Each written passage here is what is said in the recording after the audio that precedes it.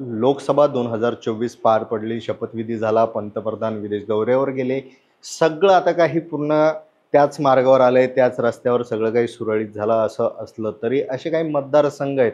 या मतदारसंघातलं राजकारण अजूनही संपता संपेना. त्यातला एक मतदारसंघ म्हणजे बीड लोकसभा मतदारसंघ. बीड लोकसभा मतदारसंघातली जी काही रस्सीखेच होती, ती आपण सगळ्यांनी पाहिली.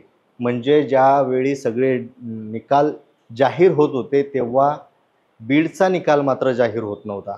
अशा परिस्थितीतही तिथं काही वेळ तणाव पाहायला मिळाला. नंतर खूप जास्त उशीर झाला तिथल्या सगळ्या मतमोजणी प्रक्रियेला आणि नंतर सरतेशेवटी बजरंग सोनवणे हे विजयी झाले. आता हे सगळं जे स्टोरी आहे, ही सगळी जी स्टोरी आहे ती आपल्याला नंतर सगळ्यांना माहिती झाली. पण या स्टोरीमागे काय घडलं, नेमकं इथलं समीकरण काय होतं, जातीय समीकरण काय होतं आणि मनोज जरांगे फॅक्टर खरोखरच चालला, की फक्त तिथलं जातीय समीकरण झाकण्यासाठी मनोज जरांगे फॅक्टरचं नाव दिलं गेलं, हे सगळं या व्हिडिओच्या माध्यमातून पाहूया. जेव्हा बीड लोकसभेचा विचार येतो किंवा त्याच्याबद्दल चर्चा होते, तेव्हा आपल्याला इथं 2 घराणं पाहायला मिळतात. एक म्हणजे क्षीरसागर घराणं, दुसरं म्हणजे मुंडे घराणं. म्हणजे आता क्षीरसागर घराण्यातही आता भाग पडलेले आहेत. काका-पुतणे वेगळे आहेत, चुलत भाऊ बोलत नाही, एकमेकांचं तोंडही पाहत नाही असंही बोललं जात आहे. अशा सगळ्या परिस्थितीत ते एका घरात जरी राहत असले, तरी राजकीय गणितं सगळी वेगवेगळी आहेत प्रत्येकाची. पण अशा स्थितीत जर आपण विचार केला, धनंजय मुंडे आणि संदीप भैया हे अतिशय जवळचे समजले जात होते काही महिन्यांपूर्वी. अर्थात शरदचंद्र पवार गटाला सोडून अजित पवार गटात ते गेले धनंजय मुंडे आणि संदीप भैया शरद पवार साहेबांसोबत राहिले. त्यानंतरचं राजकारण बदलत गेलं. बीडमध्ये नेमकं कोणाला तिकीट मिळेल याबद्दल बऱ्याच चर्चा व्हायला लागल्या. तिथून महायुतीच्या वतीनं पंकजा मुंडे यांना तिकीट देण्यात आलं, तर महाविकास आघाडीच्या वतीनं बजरंग सोनवणे यांना तिकीट देण्यात आलं. आता इथल्या विजयामागचे खरे शिल्पकार कोण, असा जेव्हा प्रश्न येतो तेव्हा मनोज जरांगे पाटील यांचं नाव येतं.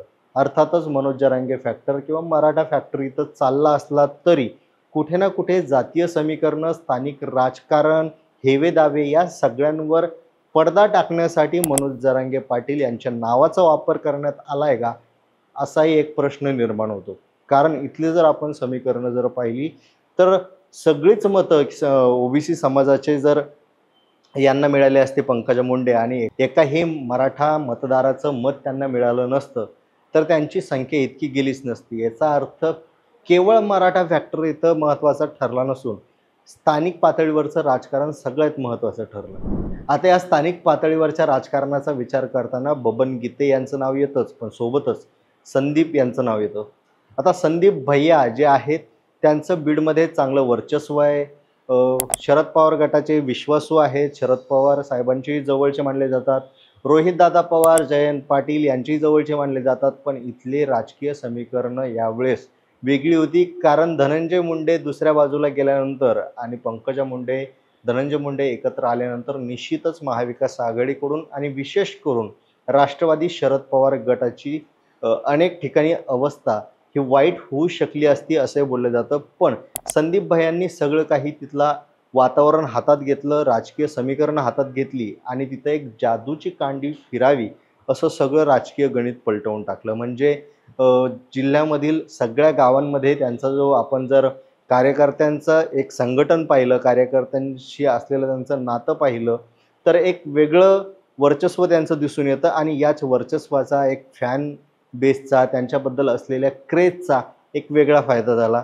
दुसरी एक महत्त्वाची गोष्ट आपल्याला इथं लक्षात घ्यावी लागेल. अगोदरच महाविकास आघाडीच्या बाजूनं मुस्लिम समाजाची मतं असतील किंवा दलित समाजाची मतं असतील हे होतंच. पण दलित समाजाची अशी काही मतं होती जी वंचितच्या बाजूनं जाण्याची शक्यता होती. त्यांनाही आपल्या बाजूनं वळवण्यामध्ये संदीप भैया यांनी पूर्ण ताकद लावली आणि ती ताकद यशस्वी झाली असं बोललं जातं. कारण ज्या पद्धतीनं बीडमध्ये संदीप भैया यांच्याकडून जयंती उत्सव साजरा केला जातो आंबेडकरांचा, ते पाहता दलित मतांची संख्या त्यांच्याकडे ओढणं त्यांना सोपं गेलं असे बोललं जातं. दुसरी गोष्ट मुस्लिम मतदारांची त्यांच्यावर असलेली पकड व त्यांच्यावर असलेला विश्वास हाही सार्थकी लागला. सोबतच बबन गीतेसारखी माणसंही होते.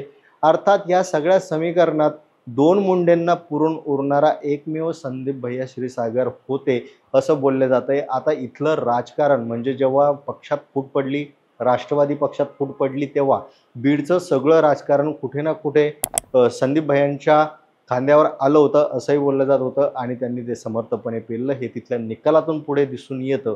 म्हणजेच या दोन्ही घराण्यात असलेला वाद आज जरी कायम असला तरी यावेळेस बाजी मात्र क्षीरसागर घराण्याने मारली असं बोललं जात आहे.